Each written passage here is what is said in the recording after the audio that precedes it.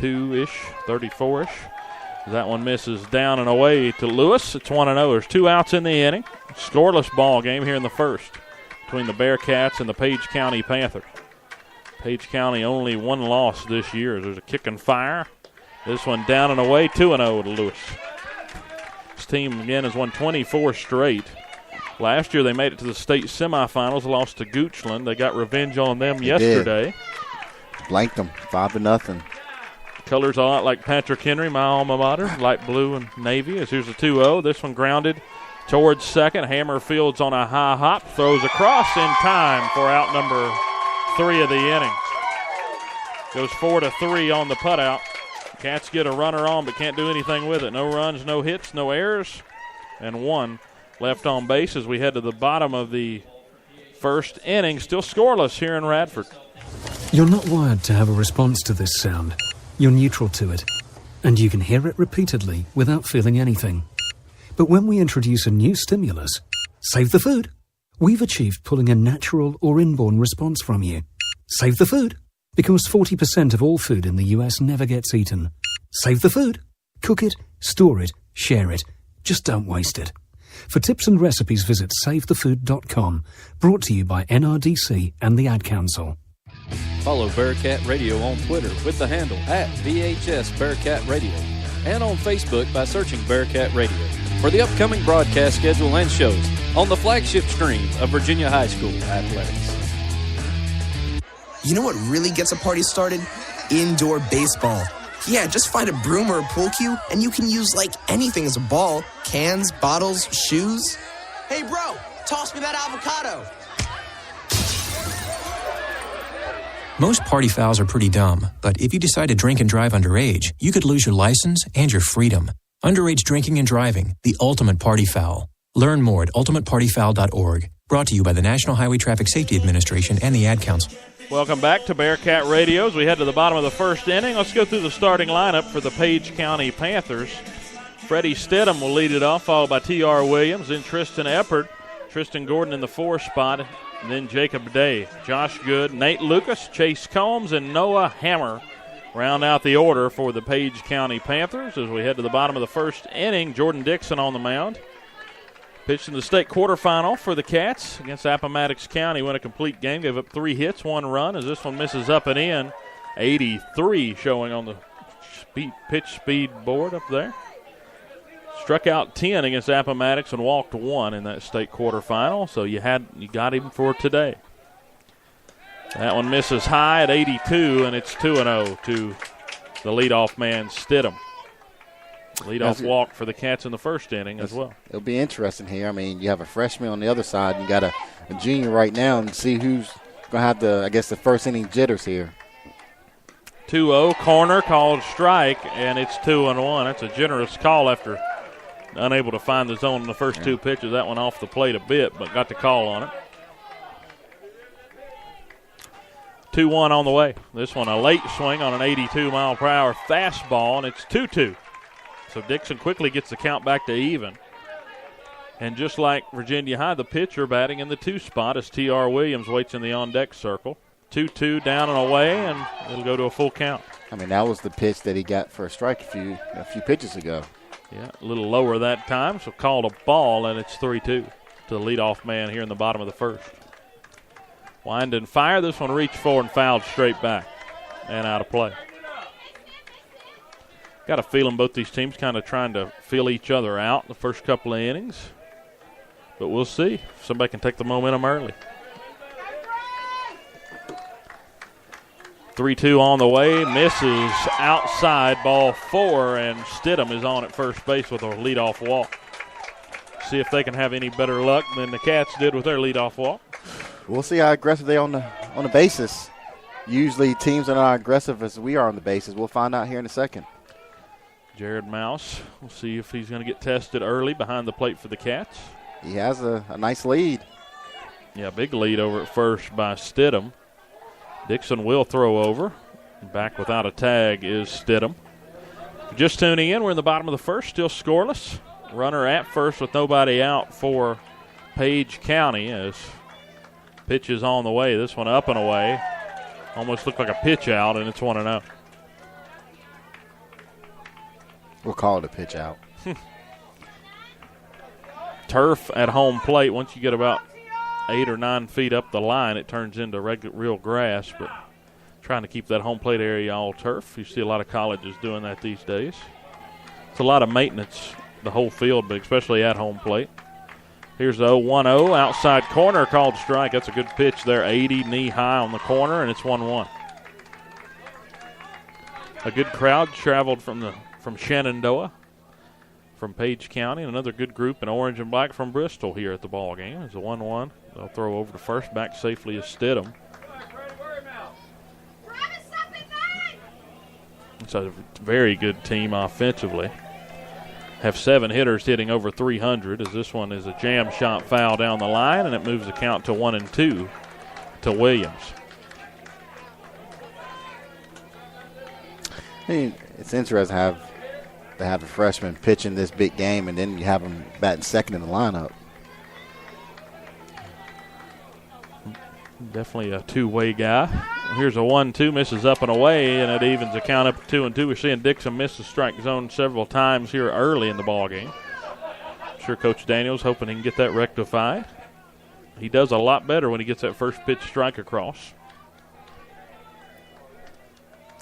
Mouse sets up outside. A breaking ball just misses up and away, and it's a full count to Williams. Dixon almost begging for that one to be a strike.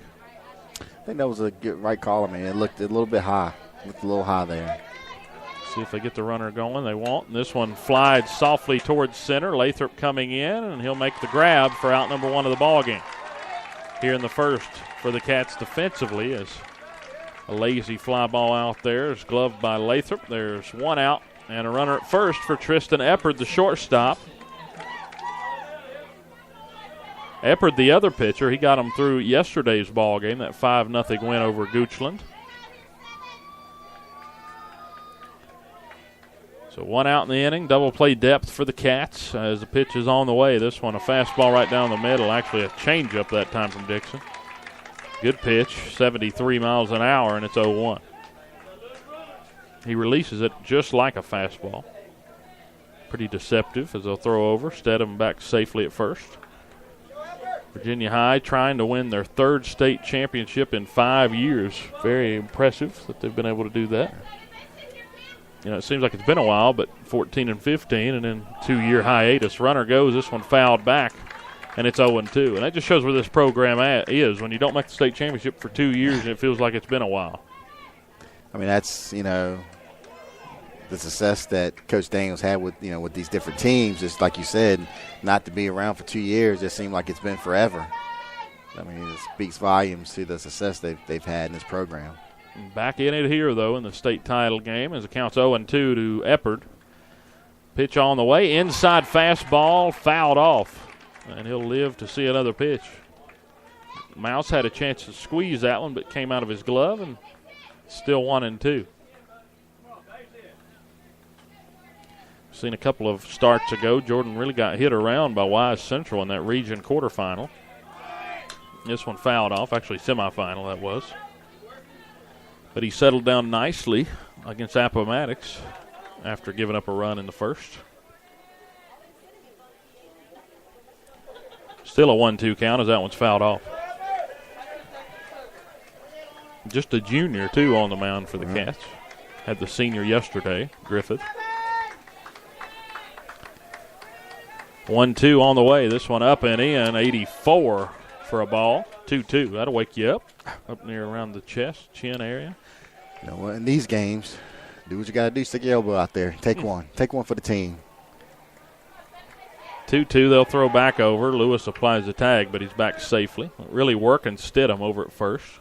And the only thing, you got to throw over there just to keep the runner close, but don't want to wear yourself out either. I mean, every couple pitches he's throwing over there. Of course, the kid's been running a lot, but there he goes again. 2-2, runner goes. This one's grounded towards second. Davidson's only play will be to first, and they'll get the out there, but a good pitch to run on as it got grounded. It would have been a double play. Stidham moves to second. Eppard's thrown out. It goes 4-3, and there's a runner at second with 2 down for the cleanup man, Tristan Gordon, who was the district player of the year in the Shenandoah district. this first inning, Page County's been doing exactly what we've talked about for a few games now. They're making contact. Dixon is so used to striking these guys out when they get 2 strikes on them. Gordon hitting .494 on the year. That is insane, and with 35 RBIs. This is the guy fouls that one off 0-1. He was the player of the year in their district. This is the guy they won up. Why he's batting cleanup. Jacob Day waits on deck. He's their Justin Lewis. Yeah. Stidham out at second. Here's the 0-1. This one lined into left field. Anderson coming in, a high hop. He'll try to get it in. They'll hold the runner up. Actually got him caught in between third. There's nobody covering third. And first, the throw back to third, is safe. I don't know. I guess he missed the sign. He was waving them in. They were trying to run down in between third and home. Nolan Haas cut it off. The runner stopped. Stidham did in between the bags. Meanwhile, Tristan Gordon goes from first to second during that small rundown, and Page County has runners second and third with 2 down. I mean, it could have been a close play there, but he was waving them. I don't know what happened. He pulled up. He just stopped about halfway, and it looked like Haas had a chance to tag him. Yeah. Until he took off running back toward home. But once Haas threw it home, there was nobody back at third, and he got back in just ahead of the tag. So runners at second and third, 2 outs, and a 1-0 count now on Day as that one misses down and away. It's going to be one of those situations that we might talk about at the end of the game. Here's the 1-0 pitch. This one grounded towards third. Haas gloves it, double clutches, throws across in time to get the out. And the inning is over. Nolan Haas got the Cats out of that using the forehand. He's made a couple of plays like that over the last couple of weeks, and it goes 5-3 on the putout. No runs, 1 hit, no errors, and 2 left on. Like you said, them not sending. Well, he did send the run, but the runner holding up may have cost them a run that inning. If not, that hit only missed being a base hit by a couple of feet.